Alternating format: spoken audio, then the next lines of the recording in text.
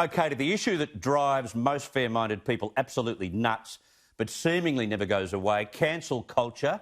Off the back of the Black Lives Matter riots in the US, all kinds of virtual signallers have come out of the woodwork to whinge and rant about all kinds of Australian history that they want erased. Anything vaguely racially offensive or highlights white settlement at all in this country has become a target. And we've had comedy shows deemed unscreenable, drama and movie classics banned from streaming schedules. And, of course, this week, the attack on Coon Cheese, which is not a new argument. The keyboard warriors are applying pressure and gaining fans to have the name of the founder of Coon Cheese taken off the brand.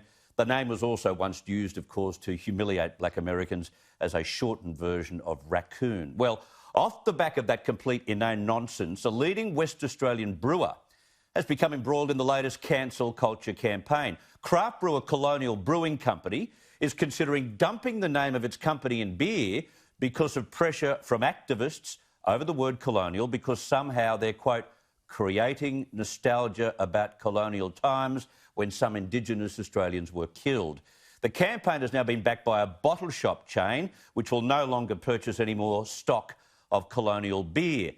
Well, maybe the publicity out of this will actually surge their buying or their selling, because they're getting a lot of publicity in all corners of the country. The West Australian Premier, Mark McGowan, said the ban was taking it a bit far. He's not wrong. Colonial's managing director is Lawrence Dowd. He joins us now from our Melbourne studios. Lawrence, thank you very much for your time. Thanks, Chris. Thanks, Richo. Thanks for having me on the show. Now, when and how did Colonial begin? You didn't choose the name. You inherited the company. Is that how it worked? Yeah, look, it started in 2004, and the namesake Colonial was because they were setting up the first microbrewery in a very famous wine region of Margaret River. So he said, oh, well, we're colonising this wine region. We're putting our stamp down and creating the first microbrewery. So I don't think there was any malice in what he was intending to do, but that was in 2004, and come forward to today, it's become a bigger issue with the name and its reference. Well, if you look at it, I have no problem with this name whatsoever, right? None. I cannot understand why people are getting excited about this. I have no. What's wrong with the word colonial? I mean, I think it's a good name.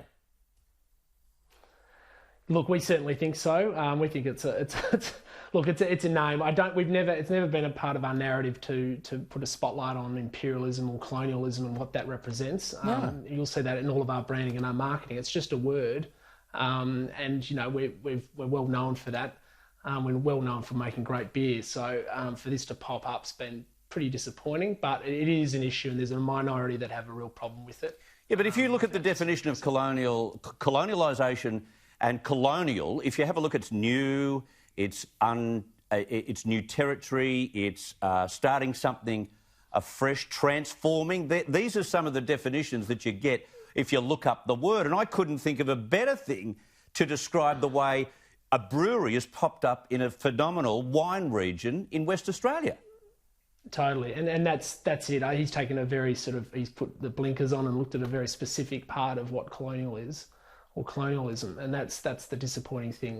You know, look, he's entitled to his opinion, but it's a pity. He's looked very squarely at that area, and we certainly don't represent that. We never have. So how does the criticism come to you? Are you getting flogged with emails? Is it a particular small group of keyboard warriors who multiply their email addresses to make it look like as if the whole world's after you? How do they work? Yeah, look, they do, and look, they target specific. I mean, to get to us, they need to get to bottle shops, I guess. They're a huge part of our business, and since pubs have shut, they're 100% of our business, so they're very important. And you know, they chip away, and they say that they've got a problem with it, and you know, they get the ear of these people, and slowly they try and persuade them, and you know, they got Black Hearts and Sparrows attention, and they had enough of it, and look, that's their decision. I can't hold them to that, and it's disappointing, but that's their decision, and we've tried to reach out to them and say, you know, can we resolve this now, because it's blowing up and it's become bigger than Ben-Hur, and it's not what we're about. Richard?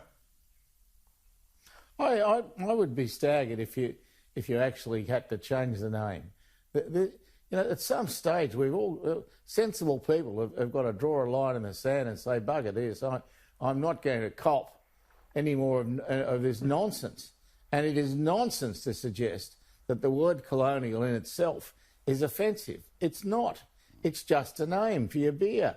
I hope you hold your ground. I really hope it stays, because I can't imagine anything more than a tiny fraction of Australians wanting to campaign against you.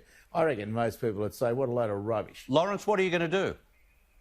Well, look, we have to listen to the minority. That's just what we have to do at this point in time. And social media is very powerful and they have a voice. But I can't. The response we've had in the last 24 hours has been overwhelmingly positive. Everyone's very supportive of independent craft breweries. We're a very small but very important part of the beer market.